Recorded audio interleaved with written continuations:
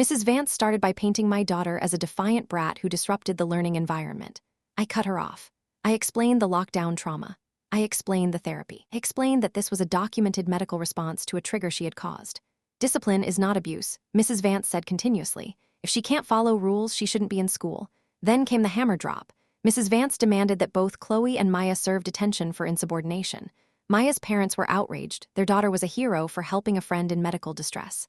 We want their phones back. Now, I said. And we are leaving. Mrs. Vance crossed her arms. No, I'm keeping the devices for the remainder of the week. They need to learn that actions have consequences. I looked at the principal, Mr. Henderson. She cannot keep their personal property overnight. That is theft. Mr. Henderson looked nervous. He tried to mediate. Mrs. Vance, perhaps we can return the phones just this once.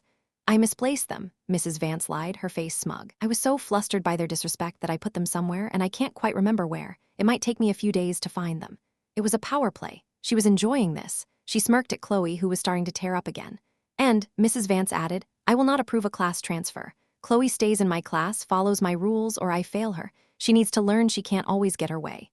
Mr. Henderson looked at his shoes, unwilling to challenge his teacher in front of parents. So let me get this straight, I said, my voice deadly calm. You have taken my daughter's property, you are refusing to return it, and you are admitting you don't know where it is. And you, I pointed to the principal, are allowing this. It's an internal matter, the principal muttered. No, I said. It's a crime. I pulled out my phone, put it on speaker, and dialed 911. The room went silent. 911, what is your emergency? The operator's voice filled the room. Yes, I am at Northwood High School. I would like to report a theft.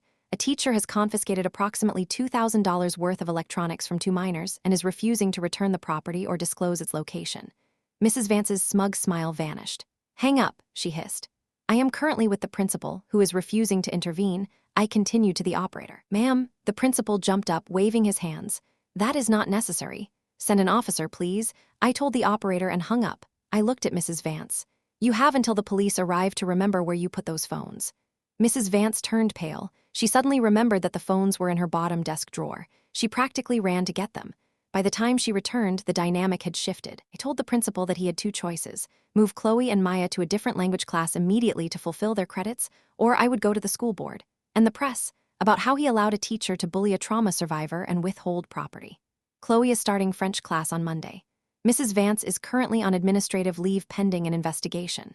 My daughter isn't the difficult student anymore. She's just a kid who survived a nightmare, and I'm the parent who ensures she doesn't have to live through another one.